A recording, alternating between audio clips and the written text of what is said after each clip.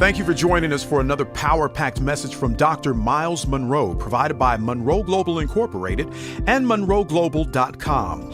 We transform followers into leaders and leaders into agents of change.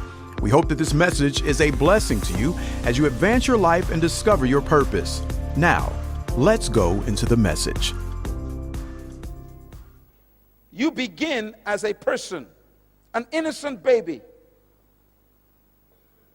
And the moment you were born, your culture and your family and your environment and your educational system begins to form your belief system. And that could be detrimental. Because if your culture and your environment does not teach you the truth, then you will believe a lie, even about yourself. And your belief system becomes your personal philosophy out of which you influence other people. And that's why the foundation of your public leadership is determined by your private belief system. And that is why I am teaching you carefully, line by line, to challenge your ideas about yourself. Because you came out of a history, just like I did, where we were formerly oppressed by colonial imperialism, which taught us some ideas that were not true about you. You were trained to be maids and yardmen and farmers and workers on plantations and serving tea and cooking for people. You were not trained to own a business and build a company and lead a country and buy your own oil field or invest in your own gold mine. It's always somebody else doing it, because you've been trained that you cannot and should not try to own an oil company. And so we accept the idea. So our philosophy says we cannot own that. So we have been trained to be an employee, not an employer. As a matter of fact, we've been so brainwashed by the wrong philosophy that we are afraid to own things. We are afraid of success.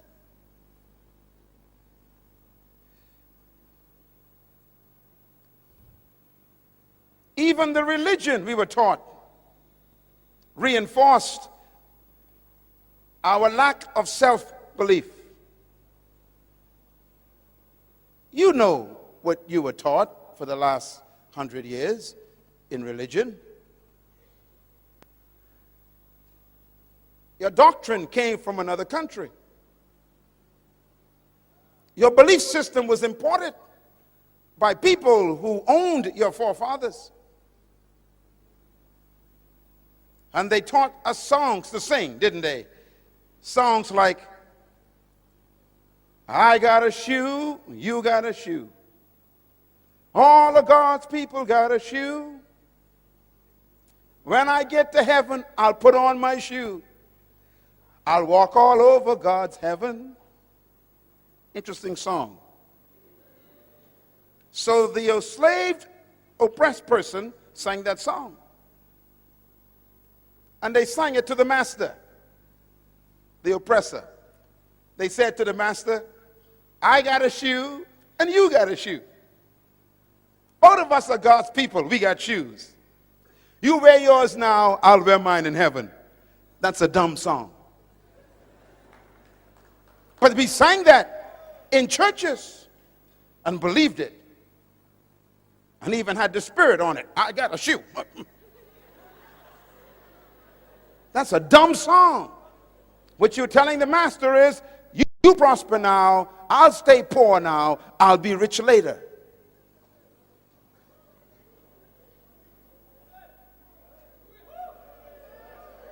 Something's wrong with that philosophy.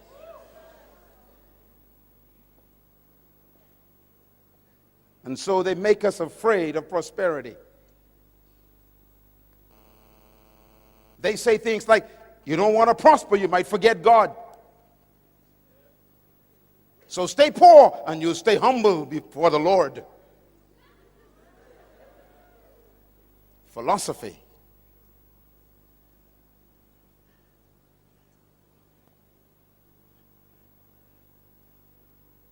As a man thinks, so he leads. So the pastor who comes out of that philosophy preaches to his people. Stay away from politics. Stay away from money. Stay away from power. Stay away from influence. Just hang on until Jesus comes.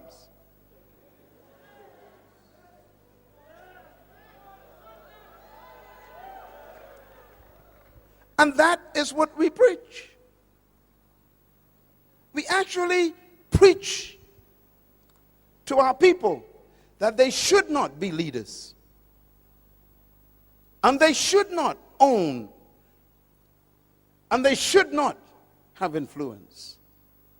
And that's why the Creator sent me to talk to my cousin. You are a ruler. You are a owner. You are an employer.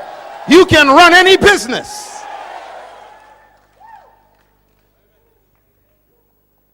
But you got to change your belief system. Let me show you a picture of a little boy. See that little boy? I wonder who he is. Can you tell me who he is? No one knows who he is. Just an innocent child. Remember, everybody is born as a person. This little boy came from a family, a broken home. His father abused him. His father was religious, but yet beat him, hurt him. And the little boy grew up with a twisted belief system about God. Let me show you who this little boy really is. That's the little boy. He looks so innocent, doesn't he? But the boy is really that man. That man was trapped in that boy. His name is Adolf Hitler. His philosophy was very serious because he believed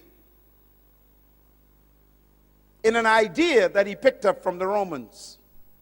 And I want to close this session talking about the Romans because Papua New Guinea is ruled by the same ideas that the Romans had.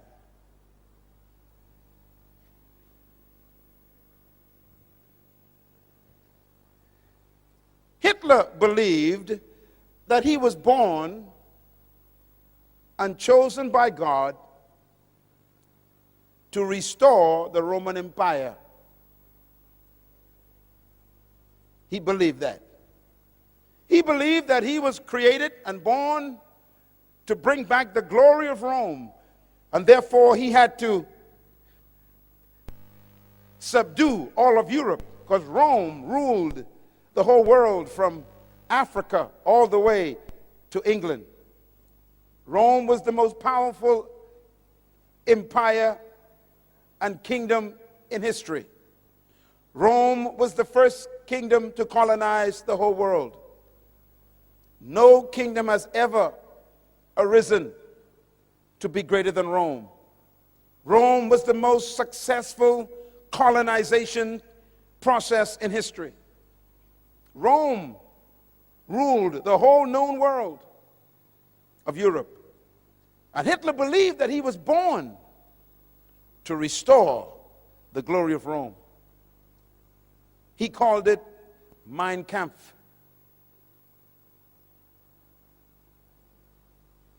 Where did the Romans get their ideas from?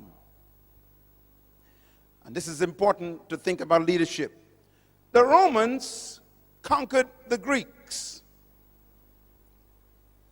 The Greeks were the ones who invented the philosophy of leadership that control our world today. Please listen to me carefully. Because Jesus was born under the Roman Empire in a Roman colony controlled by Greek ideas. So don't miss this. The Greeks were the most influential philosophers in modern history. The Greeks were the ones who invented the ideas that control the world right now. As a matter of fact, the Roman Empire adopted the Greek philosophy when they invaded Greece. The Romans were so powerful that they conquered Greece and destroyed the Greek Empire, but they did not destroy the Greek libraries. The Romans are smart people. They took the Greek libraries and they adopted the Greek ideas and philosophy of leadership. And so the Romans became Greeks in thinking, but Romans in military power. I want to give you quickly why this is important to you in Papua New Guinea. Because Papua New Guinea is a product of the Romans. And Papua New Guinea was ruled by Greek ideas. And that's why we are having difficulty right now with the mentality of the Papua New Guinea people. So you have to listen carefully what I'm going to say. I'm going to talk about your future and your past. The Greeks believed certain things about humanity and about leadership.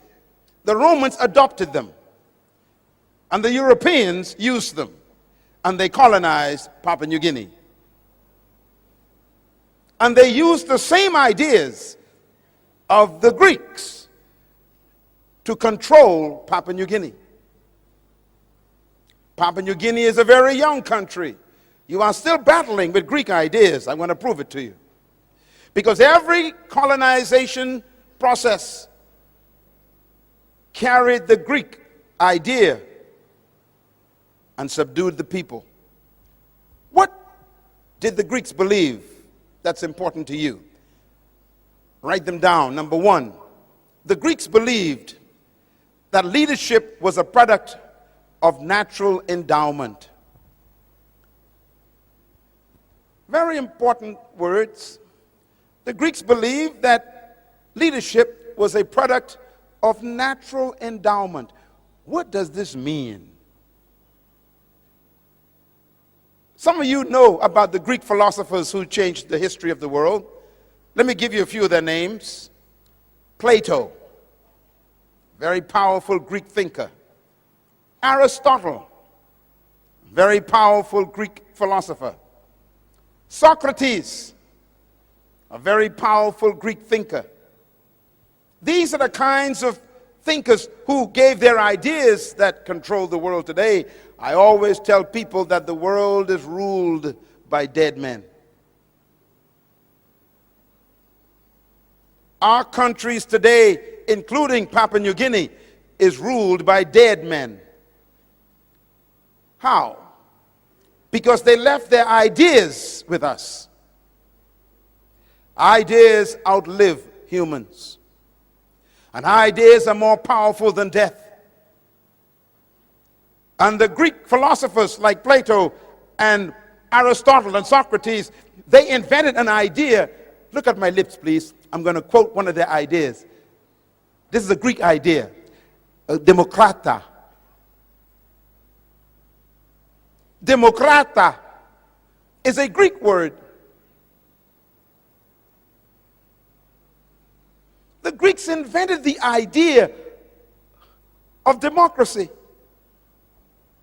Democracy is not from the Bible, it's from Greece.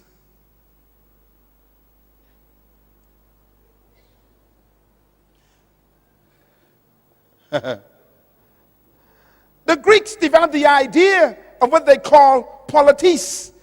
Politis is a Greek word. It means chief citizen.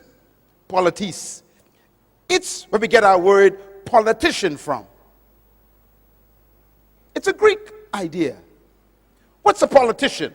A politician, the Greek says, is a person that the people give their authority to and make them chief citizens over them. It's a Greek idea. It's when people give their power to one person and tell that person to lead them and to rule them. It's called the power of the people given to a chief citizen called a politis. Listen carefully, please. Jesus Christ was born under that policy. The Romans adopted the idea that leadership was a product of natural endowment. What do they mean by that? The Greeks believe that some people were born naturally endowed with certain distinguishing factors that made them superior to others. For example, listen carefully. The Greeks believe, number two, that leadership is a product of birth traits. Birth traits. What do we mean by that? The Greeks believe that certain people were born naturally endowed to be leaders because they had certain traits that made them superior to other humans. For example, the Greeks believed that if you were born with sharp nose and blonde hair and blue eyes and thin lips, you were automatically a leader.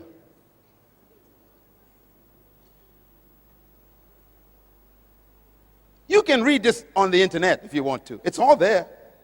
The Greeks believed that if you were born with fair skin, that means if your skin was light,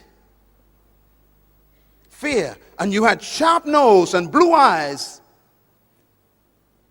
and your hair was yellow or blonde, you were naturally a leader. You were chosen by the gods to be a leader. Now you know if that's true, there's no hope for me. I got a big nose. My eyes are brown. My skin is dark. And my hair ain't blonde. So the Greek says if you were born without sharp nose and light skin and blue eyes and blonde hair, then you were automatically a slave. The Greeks believed that. The Romans adopted it. And so there's no hope for you being a leader. You got the wrong skin, the wrong nose, the wrong eyes, and the wrong hair. Follow me? The Greeks also believed that leadership was a product of providence. Very important word, providence. Providence is referring to the gods. The Greeks believed in many different gods. And the Greeks believed that if the gods chose you to be a leader, then you were automatically superior to everyone else. If the gods did not choose you to be a leader, then you were automatically a slave and a follower for the rest of your life. In other words, the gods choose leaders. Well, think about it. So if you were born with dark skin and brown eyes and a big nose and thick lips, then the gods chose you to be a slave. That's what they taught. That's what they believed. That was their philosophy. The Romans adopted that philosophy. Let me give you one more the Greeks believed. The Greeks also believed that leadership is a product of charismatic personality. The word charismatic is a Greek word. It's the word charisma. Do you know what it means? It means gifts of the gods.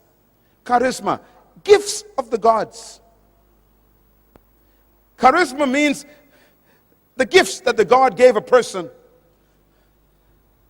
which means they were very confident and they were very extroverted and they had a light personality and they were talkative and they were communicative and they had extroverted attitudes. They were exuberant. The Greeks say that was the gifts of the gods. So if you were quiet and timid and not extroverted, then the Greek says you are a slave. And this is why when the Romans conquered the Greeks and adopted this idea, they told the slaves, you must be seen but not heard. And I only supposed to see you when I need you, and you never speak.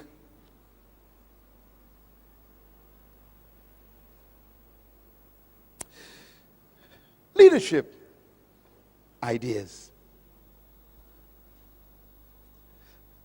And finally, they believed that leadership was reserved for an elite group of people who were destined to be leaders in the world, and the rest of us were destined to be followers. I'm trying to teach you something that's very serious, because the Romans adopted these ideas and made them their culture. The Romans conquered all of Europe, from Africa to Scotland. They conquered the whole of Europe, and they implemented their ideas. So when they met people who were not like them, who didn't have blonde hair or light skin or sharp nose or blue eyes, then they automatically considered them subhumans. The Romans used the word for themselves. They said, we are superior, chosen by the gods. They called themselves the Aryan race.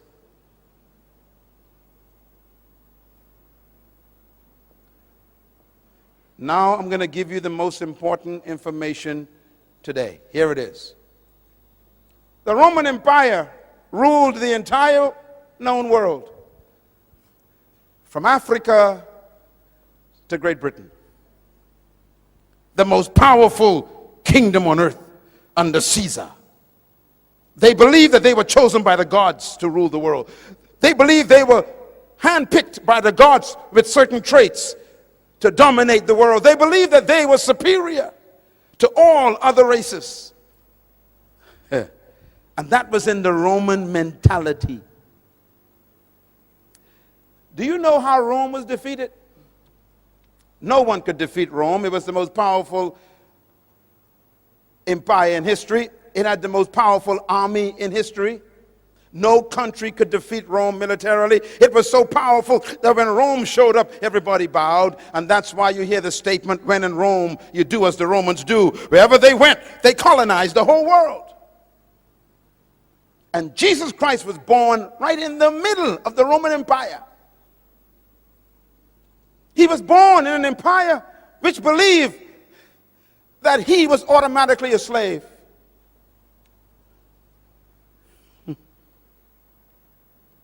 And that's why they treated the Jewish people through whom he came as dogs. Jesus Christ was born in a colony just like me. He was born subjugated by a powerful colonial power called Rome, just like you. He was taught that he was born to be a second-class citizen. He was taught that he was born to be subjected. He was taught that if some soldier in the Roman Empire asked you to take your cloak off and give it to them, you had to give them your clothes if they were cold. He was taught that when a Roman walked in, you stand up and bow. He was taught if the Roman gave you his shield to carry for a mile, you got to take it. He was taught if a Roman soldier got tired carrying his spear, he could say, here, take it for me, and you have to take it. He was taught that he was not a leader, he was a slave.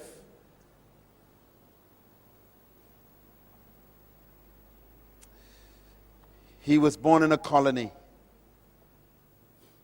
just like you, just like me. Listen carefully. And that's the mystery of Jesus Christ.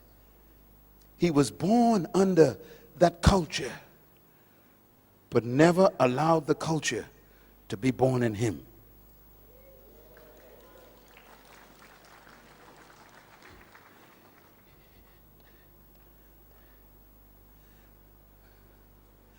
Let me explain Papua New Guinea. When the Roman Empire was defeated, it was not defeated by an army. It was defeated by what destroys most countries. The Roman Empire was destroyed by immorality. As a matter of fact, history teaches that the Roman Empire was destroyed by the loins of their leaders. Your loins are right here.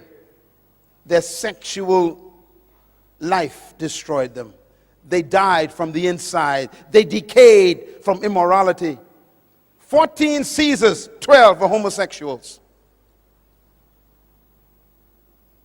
They slept with boys, not women.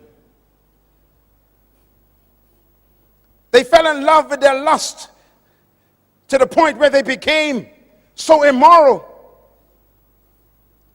that they began to have men marrying men. It's as old as 2,000 years ago. They were destroyed by their lusts of the flesh. When a country begins to embrace immorality,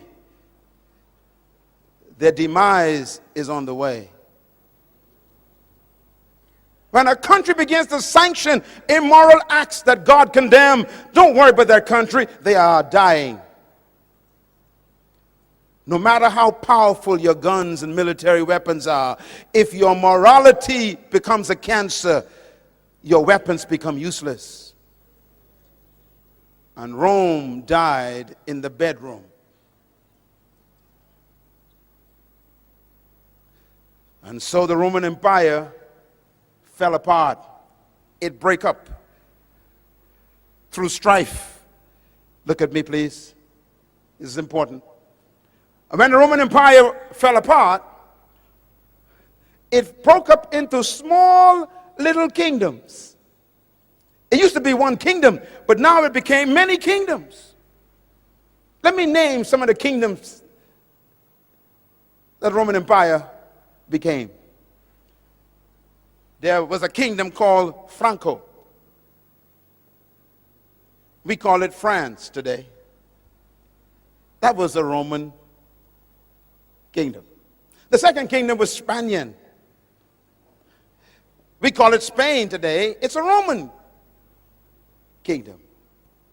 Another kingdom was called Portugal. We call it Portugal today. It was a Roman kingdom. Another kingdom that came from the Roman Empire was Anglo-Britannia. Anglo-Britannia. Great Britain is a Roman kingdom.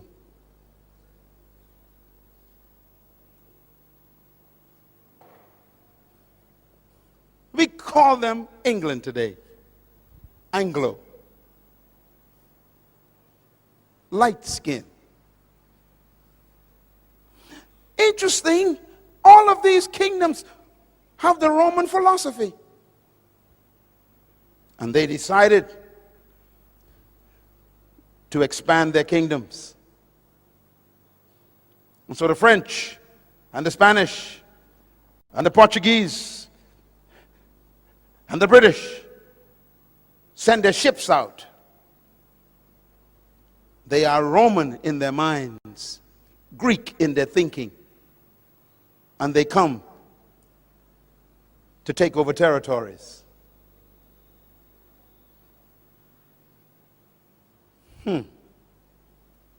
So they began to invade islands and continents. They came to the Caribbean. They came to Africa. They came to Central America. They went out to South America. And then they came to the Pacific. And they brought with them their philosophy. What's their philosophy? Greek. What does the Greek teach?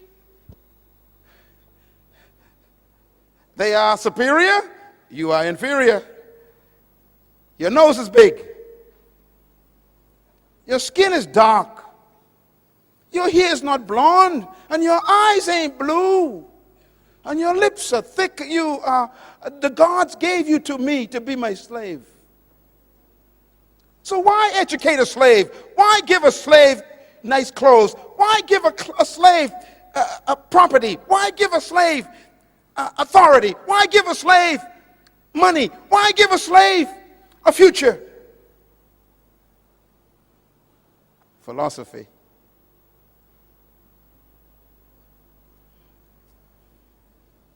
And so is the story of colonization. It's easy to sell a slave. After all, they're not chosen by the gods. Now let me say something very quickly before I wrap this up. Every philosophy comes from an ideology. Ideology means ideas. Every ideology needs a theology to justify it. So every time there's a philosophy and an ideology, there must be a theology to give it credibility. And this is why religion was used to even justify the ideology of superiority. Do you know what they taught us when I was a child? They said to me, "You fell out of the sky." We had no idea where we came from. We were taken away from our homeland, and we had no history. And we'd ask the white teacher, "Where did we come from?" And they would say, "You fell out of the sky. You have no heritage. You are one of the fallen angels." Theology. They say, look, the Bible says that the beasts of the field shall carry water for you. You are the beast that God talked about. You will carry water for me. And they would teach this in Sunday school. Philosophy.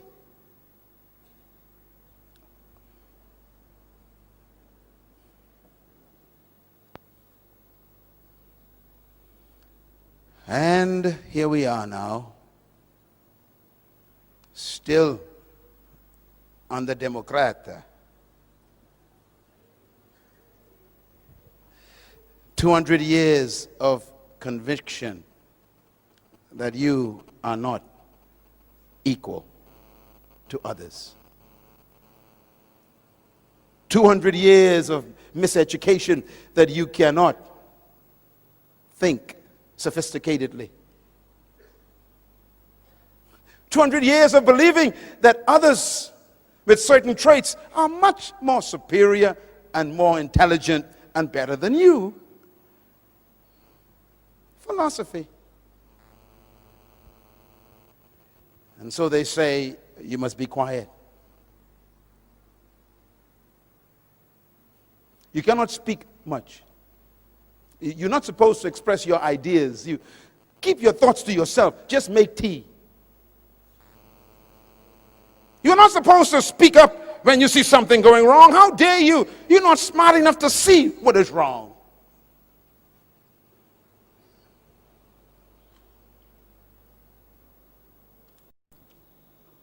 leadership problems.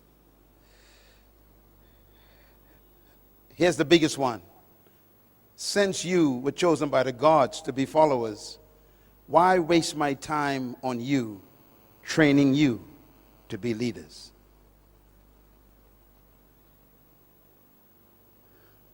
So if you study all the colonies in history, including mine, where I'm from, the colonizers never trained leaders.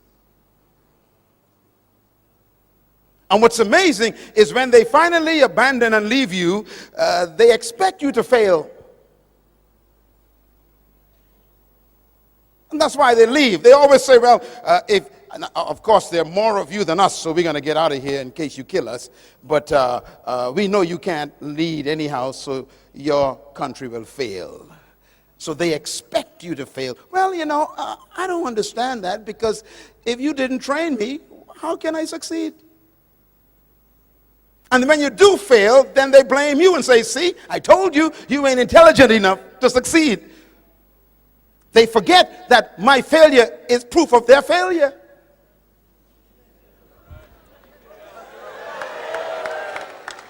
And that's why this leadership training series is important.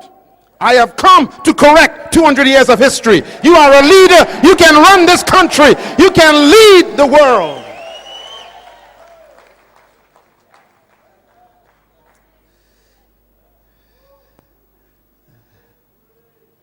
Take a deep breath.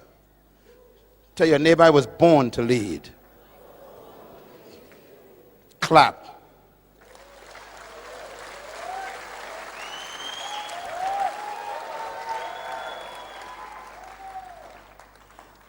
I want to show you this before we go, because it's so important. All the world leaders, if you study them, they're all battling with these issues.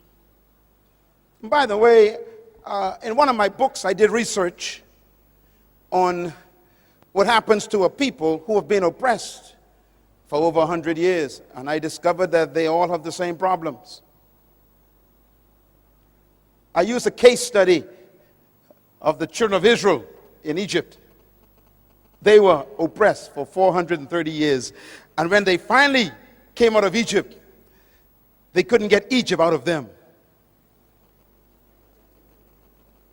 And as soon as they got independence, or should I say deliverance from Egypt, under Moses was their leader, and even Moses had psychological problems. Remember, he was born in Egypt.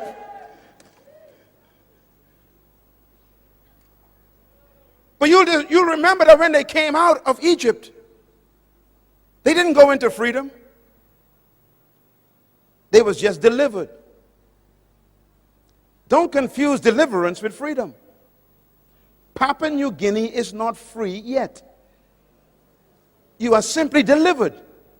You are in the desert.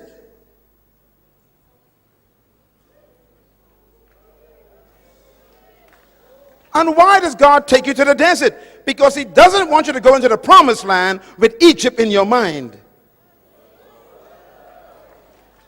So He keeps you in the desert to try and change your mentality to think like a free person. Don't ever confuse independence with freedom. Independence is an opportunity to become free. It is not freedom.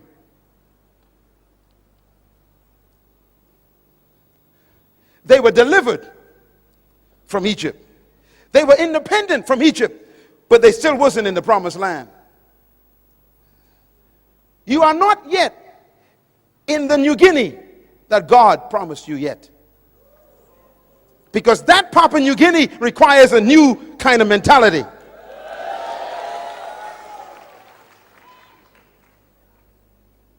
One day, my wife and I went to Egypt to visit. And we were in Israel for 10 days. And we caught our flight from Israel to Egypt. I will never forget my experience. We took off from Tel Aviv. And before I could fix my seatbelt, the announcement came over the PA system. Please prepare for landing. I became confused. We just took off and we were landing. Now I thought that Egypt was far away from Israel.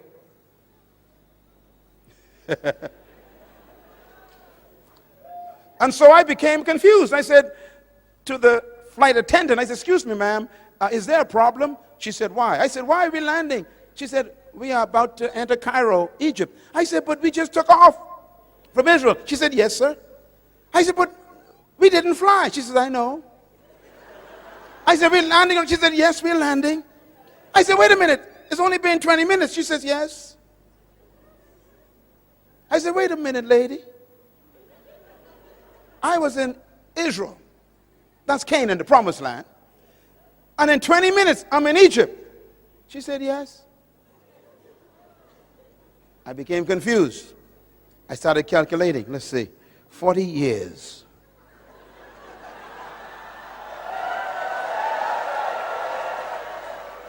Why would it take 40 years to make a 20-minute journey? Interesting question. When we arrived in Egypt, we went to the hotel, put our bags down. Our guide came later that day to take us to see the pyramids and go to El-Aqsa and all the places of Egypt to see all the pharaohs, you know, the history and everything. And we went to the pyramids and everything, and it's beautiful. And we felt like we entered the Old Testament, because that's where the Old Testament, really, most of it took place. And I said to my guide, when we were driving, I said, "Sir, how far away are we from Israel?" He said, "Depends on how you get there." I said, "Okay, if I drove in a car, how long would it take?" He said, "It'll take about 7 hours." I said, what if I walk from Egypt to Israel?" He said, "It'll take 40 days. I said, "What about the aircraft?" He said, 20 minutes. I began to calculate. I said, "Wait a minute. If I drove in a car, on a bus, it's 7 hours. If I walked, it's 40 days. If I flew, it's 20 minutes. I went back to my hotel room, confused. I picked up my Bible, because I had to go and find out what happened. And the Bible says, "And they left Egypt, headed toward the promised land. But God did not take them directly there." I'm quoting the Bible. "Because they were afraid in their minds. So he led them the long way around to get Egypt out of their minds." Now here's my mystery. This is Egypt. This is the promised land. And it's only 40 days walk. Why would it take 40 years? And I was confused. That means he kept them going around in circles for 40 years. Do you know why? Because they kept telling Moses, "We want to go back." At least we knew where onions came from. We knew where garlic. There were pots of food in Egypt. Let's go back to the British way. It's too hard to run your own country. It's too difficult to take responsibility for your own future. Take us back to a place where other people ran our lives. We didn't have to think. Take us back where they provided peanut butter and cheese.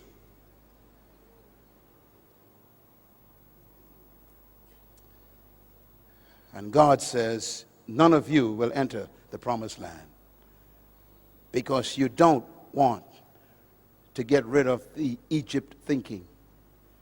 So he led them for 30 years. Do you know why? Because 40 years is a generation. That means he kept them going in circles until he got what they were carrying. They were carrying the next generation. Joshua was not born in Egypt. He was born in the wilderness. Caleb was not born in Egypt. He was born in the wilderness. There are some people in this room who cannot make it to the promised land of the new Papua New Guinea. Why? They still want to go back. I'm not talking to you. I'm talking to the one right behind you.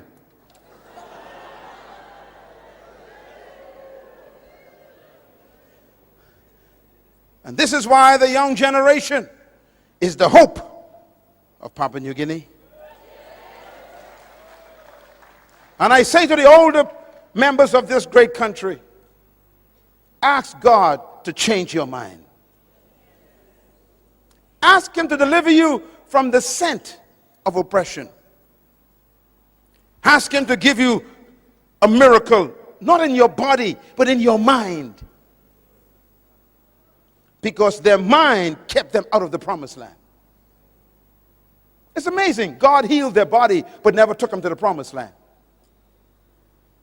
He fed them food, but never took them to the promised land. He kept their clothes for 40 years, but never took them to the promised land. In other words, God will preserve you until he gets what you want from you, and then he'll kill you.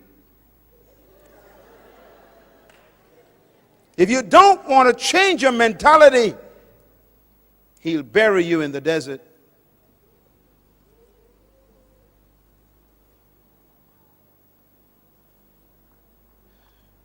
Moses never made it. Not even Moses made it. How close are you to the true Papua New Guinea? Can you see it? You know, 2 hours ago, I was sitting with your Prime Minister. We spent almost an hour together today. And I asked him a question 3 times. Same question. I said, Mr. Prime Minister, what is your vision for Papua New Guinea? What do you see as the new Papua New Guinea?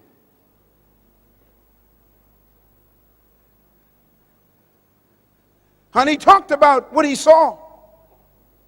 He saw a country where everybody was educated, free education. He saw a country where people had good health and welfare. They were taken care of. Diseases were almost non-existent. He saw a country where opportunity for people to own companies and to build businesses and to have share in the investment of their country. He said, I see this. And I told him, then you need to educate. You need to provide free education for every child in Papua New Guinea. Because until their mind is free, they are stuck in the wilderness. Sitting in this room are some of the greatest leaders in the world. And I believe that with all my heart. You are an awesome leader, young woman. But you have to unlearn what you've been taught by history. You must be free from the Greek mentality and the Roman ideology. You must be set free from the spirit of colonization. And believe that you can govern this country effectively by God's help. I beg you today to be delivered from Greek philosophy, because I too was a victim. Now let me close with how I got delivered. You want to know how I got delivered? Traditional leadership teaches that leadership is controlling and imposing your will on people. That is not true leadership. Secular leadership says that leadership is management of people. Leadership means you are superior to the followers. They teach that leadership means that you are served by your followers. They teach that leadership is measured by how many people serve you. This is not leadership.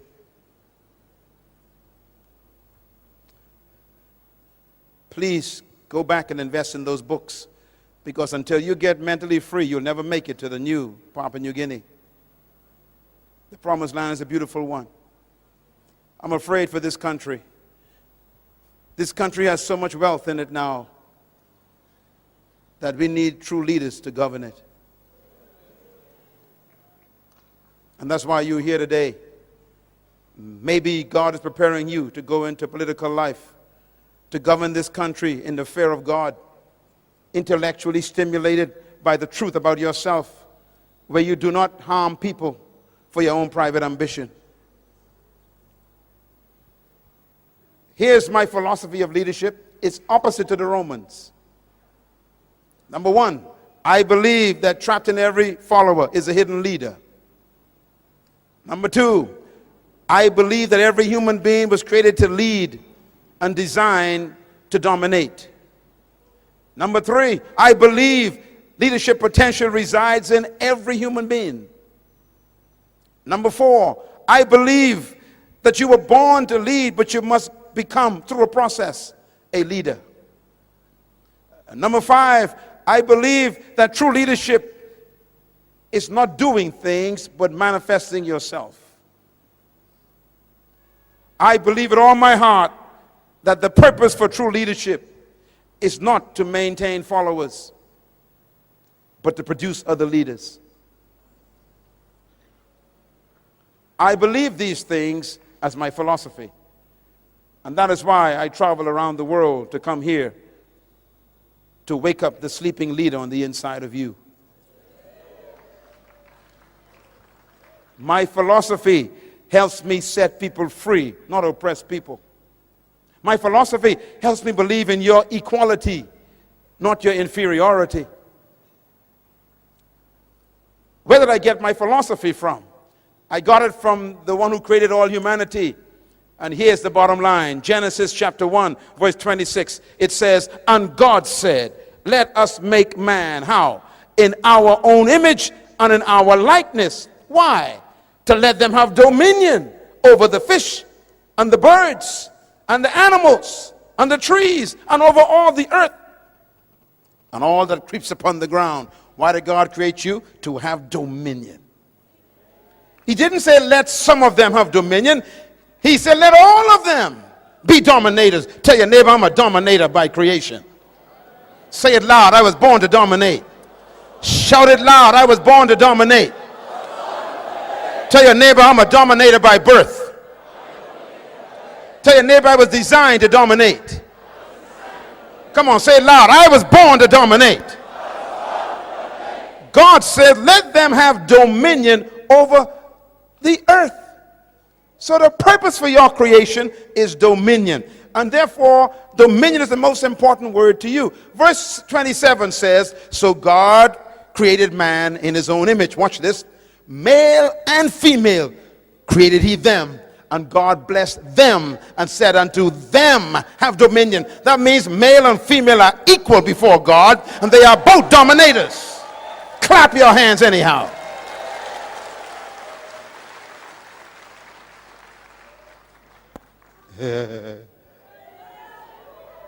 My wife and I are equal, but different. She's a leader and I am a leader, but we are different, but we are equal.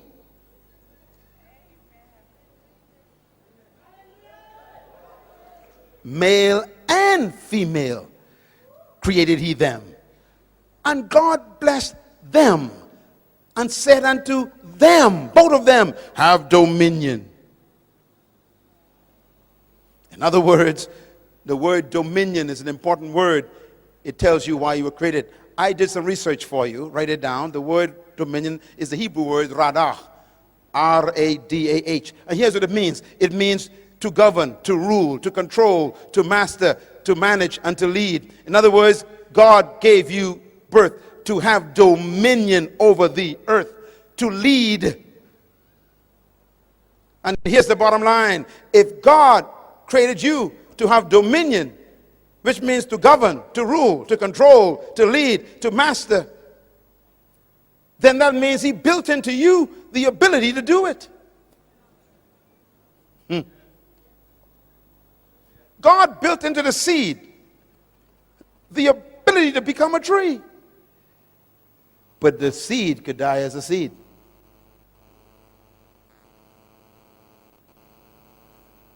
Because it's in the wrong environment.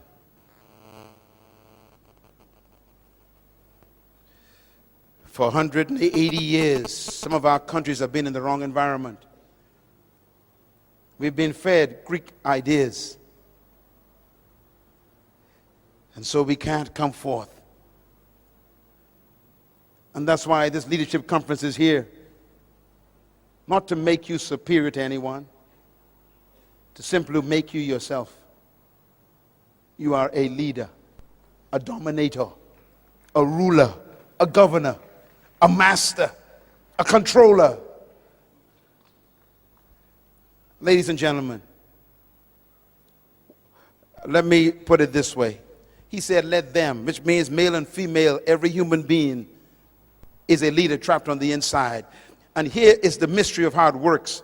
When I first met this beautiful lady, when I first saw her rather, Mother Teresa, before she died, what a woman. She was 4 feet 5 inches high. Little lady. She weighed 102 pounds. And she spoke to the United Nations. She was a nun. What made her so powerful? She discovered her gift. She discovered her purpose, her passion. Listen, please. Whatever you were born to be is trapped inside of you.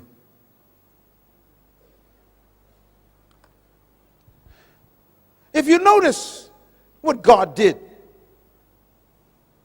God didn't just give you dominion. He specified what you should dominate.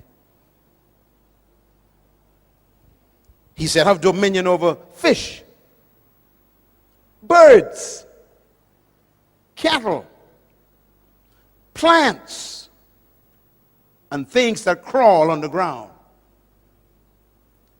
That means the only things you're supposed to dominate are fish. Check your neighbor, see if they have any fins. Come on, look around. Any fins? Any scales? Birds. Check your neighbor. Any feathers? Any beaks? Look around. Plants. Check your neighbor. Any leaves? Any roots coming out of their shoes?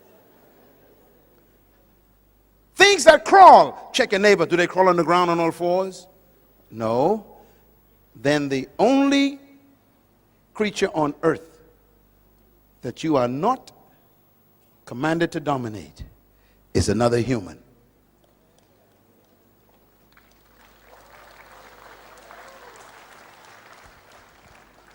And that is why, in order for slavery to work, they must reduce you from being a human.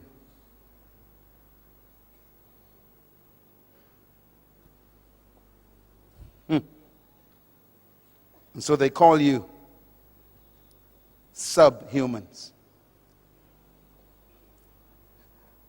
Highly developed monkeys.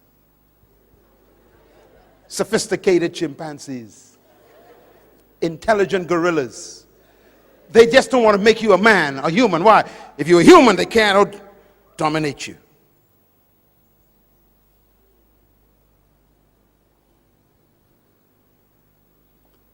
So any attempt to control, master, rule, or dominate another human is completely ungodly. That includes even a pastor trying to dominate his members. You are not supposed to control your members. They are not your property.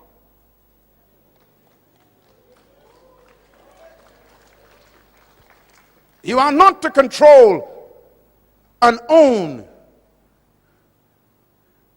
anyone in your company.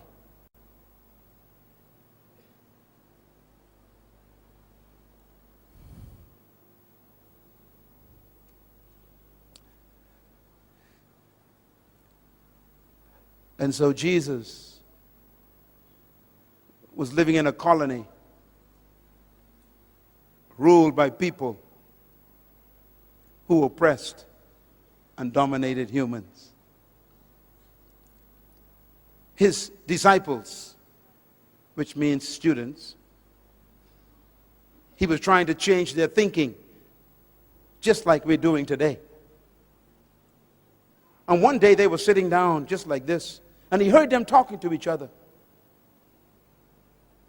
And they were arguing, which one of us is the greatest? They must have been from Papua New Guinea. Always want to know who's in charge. Fighting over positions.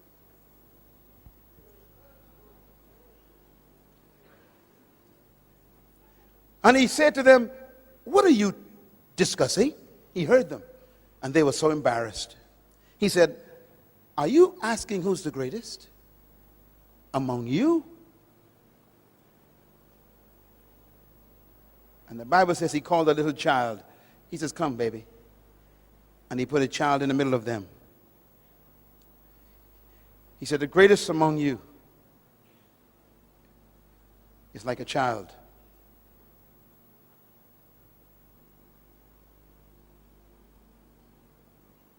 A child never desires power.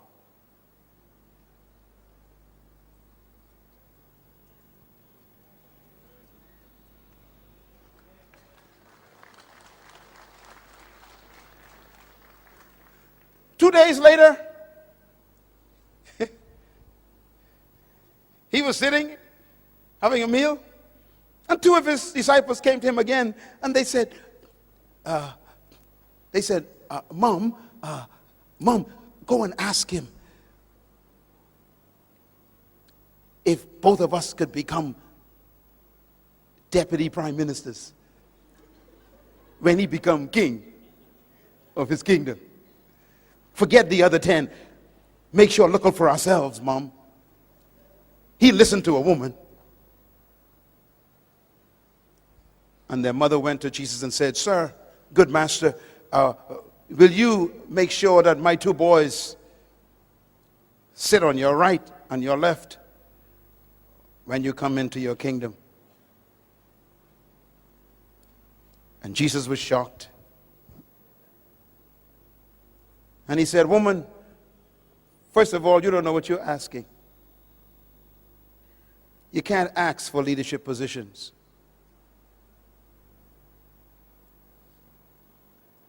He said, secondly, you shouldn't try to be like other people because you couldn't drink the cup they drink. The word cup means price. You couldn't pay the price for their position. Never be jealous of someone because you don't know what it cost them to get where they are. Can you drink the cup they drink? Leaders don't become jealous of other people's positions.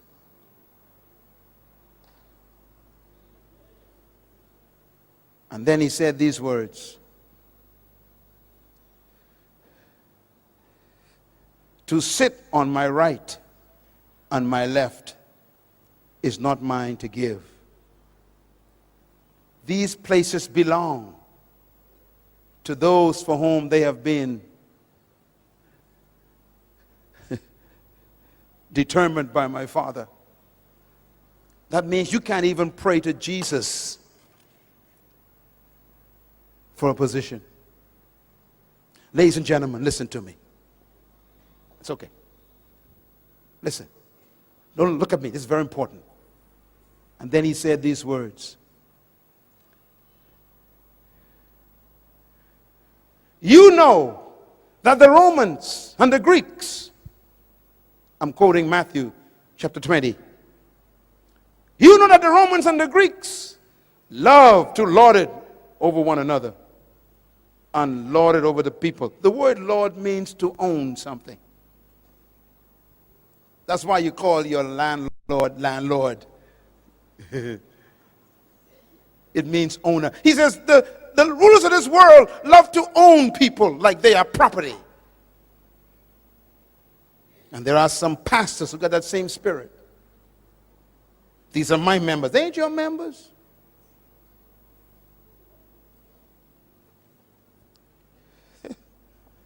The Apostle Peter says, pastors, do not lord it over God's flock. The same word Jesus used for the Romans. You don't control people. True leaders don't own people. They set people free to become great. He said, do not lord it over people like the Romans do. And then he says these words, it shall not be like that among you. Because in my kingdom, if you want to be a great leader, you must become the servant of everybody.